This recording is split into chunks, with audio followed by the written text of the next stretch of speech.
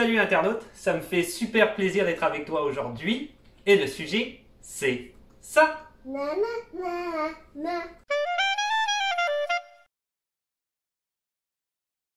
Alors aujourd'hui, une nouvelle vidéo sur les théories du cinéma.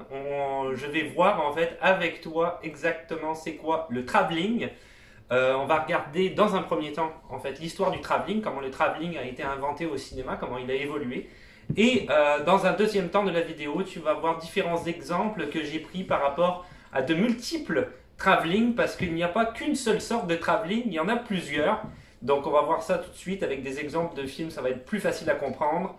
Et ça commence tout de suite. Alors, avant de commencer, déjà, de savoir que le terme travelling est un terme que si tu le cherches sur Internet, tu verras qu'il n'existe pas en anglais au niveau du cinéma. Tu vas trouver des mots affiliés comme travel, etc., voyage, mais pas par rapport au milieu du cinéma. Parce qu'au cinéma, en anglais, ce sont des tracking shots. Et il y a différents types de tracking shots, donc on va en parler plus en détail après. Mais en France, on a utilisé le terme travelling qui va correspondre à tous ces types de tracking shots qui peuvent exister. Et tu vas comprendre d'où vient en fait le terme travelling, qui est un anglicisme qui a été mis dans la francophonie, mais qui finalement n'est pas tracking shot qui est utilisé. Donc si jamais tu fais des recherches en anglais par rapport à travelling, au niveau du cinéma, et à ce moment-là, il faudra que tu utilises plutôt tracking shot. Donc déjà peut-être à rappeler qu'il y a une codification au niveau du cinéma. Le cinéma, évidemment, c'est l'extrapolation du théâtre. Hein. Le théâtre existait bien avant le cinéma, si on reprend Shakespeare, si on reprend le théâtre même grec antique, etc. Donc le théâtre, ça rappelle un peu ce que je disais par rapport à la vidéo du quatrième mur. Le théâtre, c'est véritablement 3 murs avec un mur invisible qui est ouvert sur les spectateurs, dans lesquels tu vas avoir des décors et tu vas avoir des comédiens qui vont jouer des scènes et même une pièce au complet. Alors la particularité du théâtre, c'est que c'est souvent axé sur les personnages et les dialogues. Hein. C'est eux qui vont motiver l'action. On ne peut pas beaucoup bouger le décor, on ne peut pas beaucoup le modifier, le décor reste tel quel la plupart du temps. La magie du cinéma a fait que ça a évolué avec le mouvement qui a été mis en place par la caméra, notamment avec le fait que ce soit 24 images par seconde hein, déjà, et en plus que on peut bouger finalement l'action si on veut grâce au mouvement même de caméra, grâce au montage, on peut couper des scènes, on peut faire du champ contre champ, on peut faire beaucoup plus de choses qu'on ne pouvait faire au théâtre. Donc dans le milieu du cinéma, on va être plus axé sur l'action. C'est une possibilité qu'on a, c'est pas la seule possibilité. Évidemment, on a aussi des films qui sont centrés sur le dialogue. Donc c'est quand même assez intéressant. Le mot travelling. Alors le mot travelling, qui je le rappelle du coup est un anglicisme, mais qui n'est pas un bon anglicisme, on va revenir là-dessus après, c'est en fait réellement le mouvement de caméra. Et en fait, ça définit clairement le déplacement de la caméra qui va suivre un sujet en mouvement. Donc, et le sujet d'ailleurs peut être en mouvement ou pas, hein, mais la caméra va suivre ce sujet-là. Donc le sujet peut être par exemple, un exemple bête, mais statique dans la voiture. La voiture est en mouvement et nous on va suivre la voiture parallèlement à ça, la caméra. Donc le sujet lui n'est pas en mouvement mais est dans un mouvement fait, si tu veux. Le premier travelling, ça c'est quand même assez intéressant, qui a été fait dans toute l'histoire du cinéma, était en 1896. Donc ça c'était un an en fait après l'invention du cinéma par les frères Lumière. Ça a été fait par l'opérateur qui s'appelait Alexandre Promio, qui lui avait décidé en fait de filmer Venise en étant sur une gondole en mouvement. Et ça a été le premier véritable travelling, pardon, je sais plus parler, on perd mon latin, véritable travelling qu'il y a eu dans l'histoire du cinéma, qui à l'époque ne s'appelait pas travelling, donc les frères Lumière ont appelé ça la vue panoramique lumière. Évidemment, tous les autres cinéastes, un petit cours d'histoire sur le cinéma assez rapide, mais tous les autres cinéastes de l'époque, je te rappelle qu'on est vraiment au balbutiement des débuts du cinéma, ont vu ça et ont dit mais non, mais ça c'est formidable, moi aussi il faut que je mette ça dans mes films, il faut que j'intègre ça dans mes films. Donc des gens comme Méliès ou Griffith, si tu t'y connais un petit peu en cinéma, ont décidé d'utiliser toutes sortes de moyens pour pouvoir filmer le sujet, comme je le disais tout à l'heure, en mouvement. Donc ils ont utilisé des trains, ils ont utilisé des voitures, ils ont utilisé des automobiles, même un ascenseur. Il y a un gars qui utilisait un ascenseur pour essayer de filmer comme ça en mouvement. En 1920, c'est là que ça nous intéresse plus particulièrement par rapport au mot travelling, il y a un critique de cinéma français qui du coup a décidé que cette manière de filmer en mouvement s'appellerait travelling, alors que le terme en anglais, je te le rappelle, je t'ai dit en début de vidéo, est tracking shot et pas du tout travelling. Donc c'est devenu le terme générique pour cette manière de filmer en mouvement. Et on a à ce moment-là essayé d'harmoniser cette manière de filmer et de la rendre bien plus efficace. Alors, on a commencé à créer des rails, on a commencé à créer des chariots que tu as déjà sûrement dû voir si tu t'intéresses un petit peu au milieu du cinéma dans les behind the scenes, hein, en arrière, qu'est-ce qui se passe. Donc, réellement un chariot avec des rails et on va pouvoir mettre, même par moment, l'opérateur, le réalisateur, l'assistant opérateur sur une plateforme qui va carrément rouler sur le côté par rapport à l'action. Si je prends par exemple, dans certains westerns, il y avait un train et c'est un exemple parmi tant d'autres. Et donc le chariot roulait en parallèle du train pour pouvoir filmer le train qui lui-même était en mouvement. Il y avait aussi dans ces plateformes-là, à un moment donné, une possibilité d'élévation. Donc c'était carrément la plateforme qui s'élevait au complet au-dessus pour pouvoir filmer ce qui se passait en dessous. Donc il y a réellement comme ça quelque chose qui s'est passé au niveau technique, une évolution pour le travelling. Alors évidemment, les plateformes à l'heure actuelle n'existent plus vraiment. Hein, la plateforme où tu as l'opérateur, le réalisateur, etc. qui sont embarqués dessus, ça n'existe plus parce que la technologie a beaucoup évolué, pardon, pas évité, évolué, évité, j'ai n'importe quoi. Donc en fait, maintenant tu vas avoir carrément des bras télescopiques avec des caméras carrément dessus. Le bras, on peut le modifier, on peut le bouger pardon, par ordinateur. On peut modifier si tu veux l'angle de vue, etc. Donc c'est bien plus précis.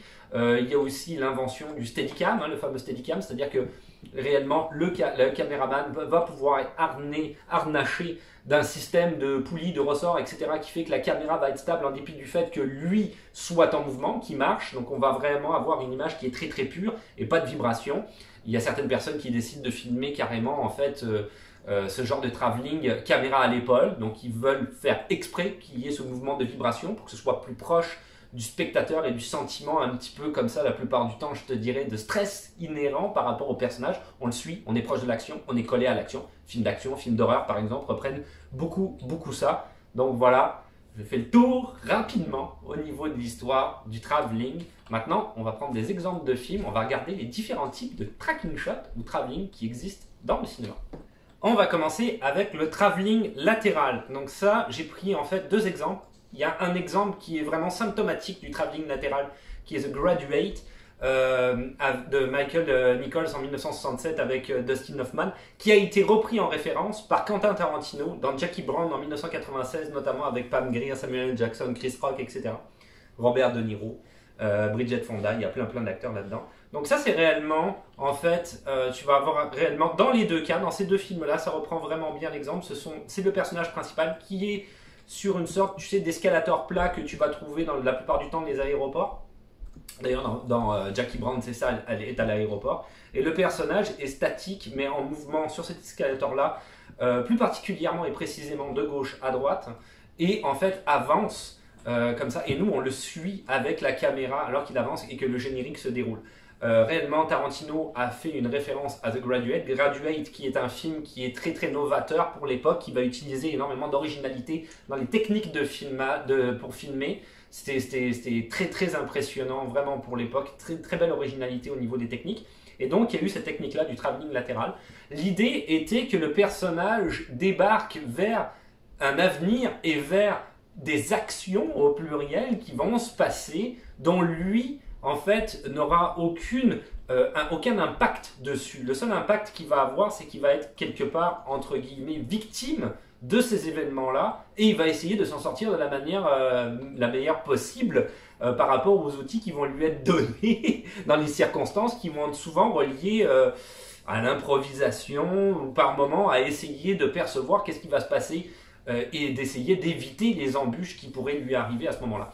Et c'est réellement ça que traitent les deux films, en fait, Jackie Brown et The Graduate.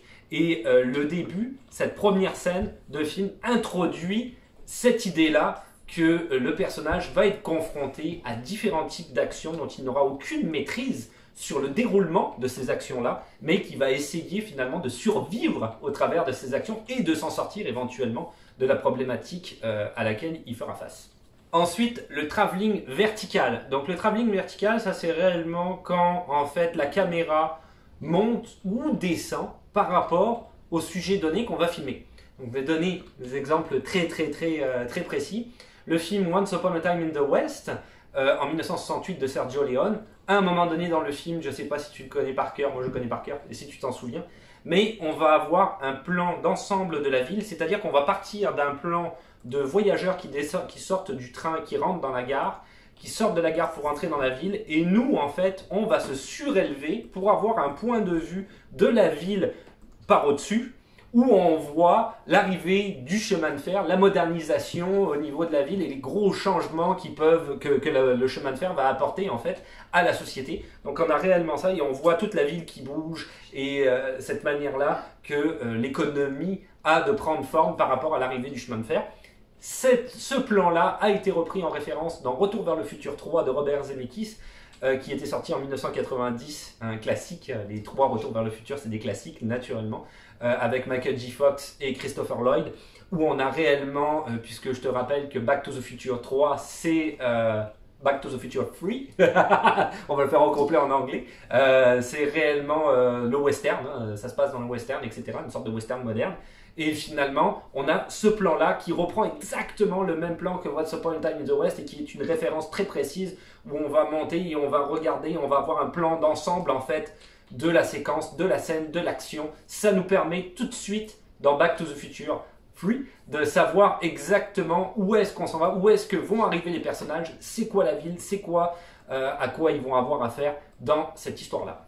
Et on continue avec le travelling avant. Lui, je l'aime beaucoup. En fait, la caméra, mais c'est le travelling avant qui est très précis, très particulier, ok. La caméra va progressivement se recentrer sur le sujet. La plupart du temps, ça va être en fait, ça va être souvent des fois des objets, ça peut être certaines choses.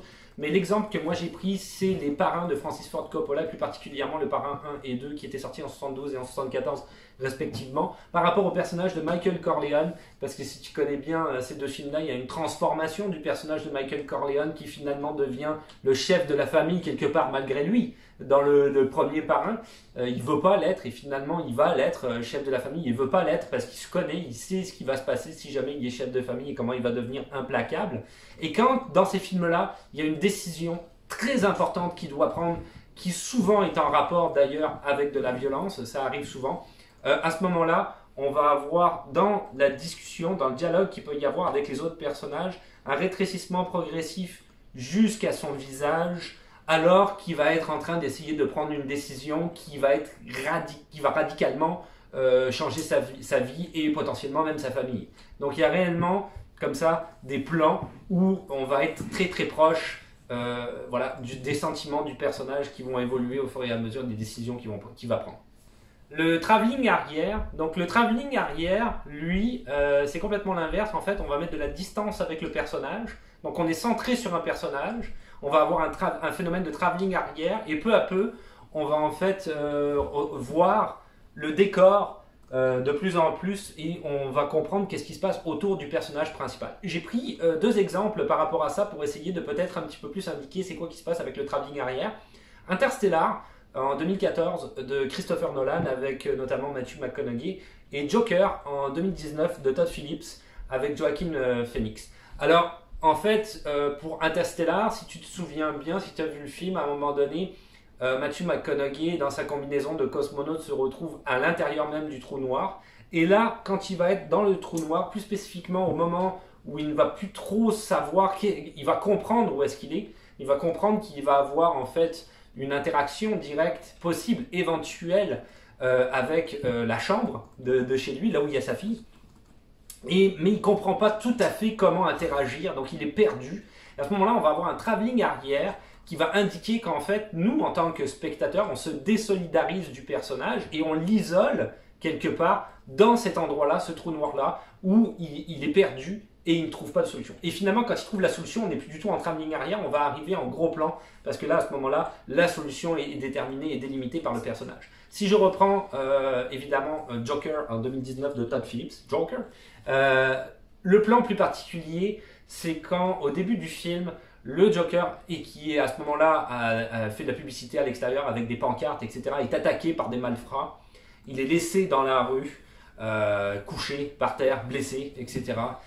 Il est en douleur, on le voit, et finalement à ce moment-là on a un travelling arrière qui s'effectue, où nous aussi, encore une fois, en tant que personnage, on va se désolidariser complètement, en tant que spectateur, pardon, on va se désolidariser complètement du personnage et on va le laisser livrer à lui-même dans sa souffrance, qui est évidemment, dans le Joker, tu l'auras compris si tu as vu le film, c'est une souffrance qui est hautement psychologique, c'est un très très bon film.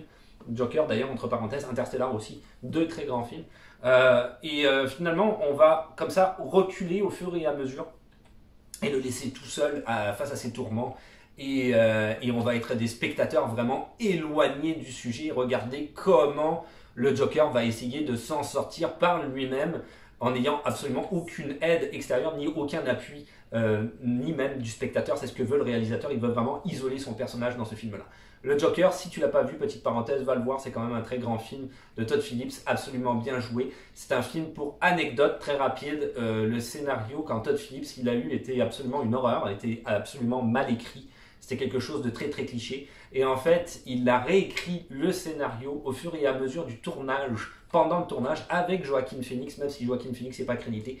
Ce qui donne en fait ce scénario et ce film quasiment parfait, très bien construit, un très très bon film. Et un petit peu d'improvisation d'ailleurs de la part de Joaquin Phoenix dans certaines scènes pour rendre un peu plus de réalisme. Donc vraiment un très bon film si tu veux le voir. Le travelling circulaire. Alors le travelling circulaire... tu vas comprendre pourquoi je ris tout de suite. Moi, j'ai pris un exemple plus particulier, donc Kill Bill volume 1 de Quentin Tarantino, qui était sorti en 2001 avec Uma Thurman notamment, et plein d'autres acteurs, Cara Deen, etc. En fait, à un moment donné, quand tu as dans Kill Bill 1 la scène du fameux dojo, qui est une scène qui est quand même ultra violente, où Uma Thurman se frite littéralement avec son sabre à des centaines de différents de membres de gang, du gang en question où elle est. Et là, on va avoir un travelling en fait circulaire qui va augmenter la dynamique et l'action et qui va montrer aussi au spectateur le nombre d'ennemis qu'elle peut avoir et qu'elle va devoir affronter. Donc c'est quand même assez intéressant au niveau de ce dynamisme-là. Malheureusement, la plupart du temps, le travelling circulaire, il est utilisé d'une autre manière. Donc je vais te prendre deux autres exemples pour te le montrer si tu veux. Il va y avoir Avenger en 2012 de Joss Whedon ou encore Bad Boys en 1995 de Michael Bay, qui sont deux films que j'ai purement détestés. Pour moi, ces films-là, c'est de la perte de temps. Aucun cliché, en tout cas, pas très bon. Et tu vas avoir en fait un travelling qui va s'effectuer, alors pour Bad Boys, c'est carrément incroyable, il est carrément en contre-plongée, autour des personnages principaux, pour en fait montrer que les personnages sont liés ensemble face à l'adversité. Donc dans les Avengers de 2012, c'est pour montrer que finalement les héros ont réussi à s'entendre et sont ensemble. Donc on a littéralement ce travelling autour alors qu'ils sont dans une grosse scène d'action où les ennemis se déversent à foison sur eux. Donc là à ce moment-là il faut qu'ils aillent combattre ensemble en étant une équipe avec la fameuse musique. Donc on est vraiment dans l'acte ultra héroïque. Et dans Bad Boys, alors Michael Bay il se régale avec ça, il adore ça, ces travelling là dans Bad Boys, qu'on a vraiment les deux gars qui sont encore une fois tout seuls esselés face aux méchants, mais qui sont réellement le héros, le chevalier blanc là quelque part là, qui va venir rendre la justice. Donc on est autour de ces deux gars là et on tourne comme ça. Michael Bay est très fort dans ces travelling là, il adore ça, la division un petit peu comme ça panoramique. C'est quelque chose qu'il aime beaucoup, être comme ça autour du sujet et tourner autour du sujet. Voilà, c'est son truc quoi. Et je terminerai en fait avec le dernier travelling qui est réellement, j'ai gardé le meilleur pour la fin, c'est mon préféré personnellement. Le travelling compensé. Alors le travelling compensé c'est quoi? Alors ça a été inventé d'abord par Alfred Hitchcock quand il a réalisé son film Vertigo en 1958 avec James Stewart et Kim Novak. Le travelling compensé, la manière dont ça fonctionne, c'est en fait un travelling avant, ok, donc on avance, avec en même temps un zoom arrière, ou inversement, hein, ça fonctionne aussi dans l'autre sens. Alors, ce qui se passait dans ce film-là, c'est qu'effectivement, James Stewart souffrait d'une phobie, hein, celle d'avoir le vertige, mais vraiment de manière démultipliée, hein, on s'entend. Donc, à chaque fois qu'il se retrouvait un petit peu en hauteur, là, il était complètement pris de panique et il ne pouvait absolument plus bouger et plus rien faire, tétanisé. Donc à un moment donné, il y a cette fameuse scène, si je pourrais prendre comme exemple, mais il y en a plusieurs dans le film, où il va monter à l'intérieur d'un building, des escaliers, et à un moment donné, il est tout en haut des escaliers, et il finit par regarder, tu sais, tu as comme cette espèce de trou qu'il y a au milieu des escaliers, où on peut voir carrément le hall d'entrée, hein, quelque part. Et lui, il va regarder, on va avoir cet effet-là dont je viens d'expliquer, qui fait que nous, en tant que spectateurs, on va carrément partager, en fait, cette peur-là, c'est le fait d'être tétanisé et d'avoir peur, et on va comprendre avec cet effet-là que quelque chose se passe de dramatique pour le personnage qui fait qu'il va plus pouvoir évoluer dans l'action. Moi j'ai pris un autre exemple parce que évidemment c'est Hitchcock qui a inventé ce procédé-là mais qui a été repris à travers beaucoup de films. Moi l'exemple pour moi qui est symptomatique c'est vraiment dans Jaws en 1975 de Steven Spielberg avec Richard Dreyfuss, Roy Scheider et Robert Shaw. Là, cette scène-là, à chaque fois que je la vois, il y a quelque chose qui se passe. C'est le moment, je ne sais pas si tu te souviens, mais Roy Scheider, en fait, a essayé de faire comprendre au maire, etc., qu'il y avait un requin, que c'était dangereux, etc. Et le maire ne veut absolument pas interdire la baignade pour les requins parce qu'il veut continuer à faire fonctionner le tourisme et son économie locale.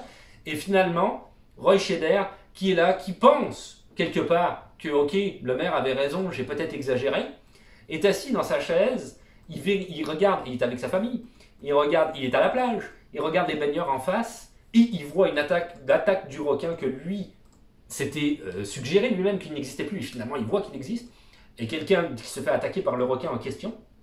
Et on a cet effet-là, à ce moment-là. Et cet effet-là est prodigieux parce que réellement, tu peux te remettre, toi, en tant que spectateur, dans la situation même du personnage où ça nous est tous arrivé. C'est-à-dire qu'on est face à une réalité qui est tellement horrifique que ton cerveau décide de ne plus l'analyser, il n'analyse plus la situation et ça devient quelque chose de surréaliste. Ton cerveau n'assimile pas l'information horrifique qu'il a en face de lui. Et c'est réellement avec cet effet-là ce qu'on voit finalement sur le personnage de Roy Scheider qui est complètement halluciné et en même temps tétanisé. Tétanisé, c'est un mot que j'aime bien, ça fait 2 fois que j'utilise. Halluciné et en même temps il est horrifié et il ne sait pas comment réagir et il voit quelque chose qu'il pensait qu'il n'y arriverait pas. Et là, il est vraiment dans la grosse peur, énorme peur. Il ne sait pas quoi faire. J'adore cet effet. Et voilà, c'est tout pour aujourd'hui. Donc c'était cette vidéo sur une nouvelle vidéo théorie du cinéma. Hein, dans la playlist que j'ai théorie du cinéma, tu en retrouveras plein. Et donc là, c'est la nouvelle sur le travelling. C'était assez intéressant de revenir là-dessus. J'ai appris encore... pas mal, il y avait des choses que je savais, il y avait pas mal de choses que je savais pas, j'ai appris pas mal de choses, j'aime toujours faire ça, ce genre de vidéos, parce que c'est plein de contenu vraiment cool, en tout cas, moi je trouve.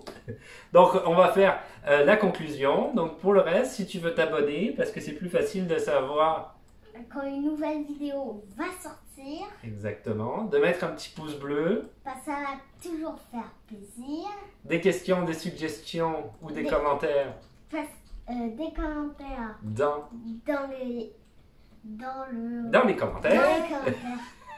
Le podcast que je vais continuer à mettre le lien du podcast dans la description si jamais ça t'intéresse, si jamais tu n'es pas au courant, si tu n'as pas vu les autres dernières vidéos que j'ai faites, à ce moment-là, tu sauras, un podcast existe et si tu veux aller m'écouter parler de cinéma, tu pourras toujours le faire si ça t'intéresse. Le robot. Le robot que j'ai construit. Il y avait beaucoup de pièces à faire, mais finalement je l'ai fini à le construire, puis on peut le faire rouler et sa tête peut bouger comme ça. C'est un robot électronique, c'est vraiment un robot. C'est un robot en Lego, mais véritablement un robot. Et qu'est-ce qu'on se dit? On se retrouve à la voyue. À la prochaine. À la prochaine. Ciao. Bye. Ta, ta, ta, ta, ta. C'est cool.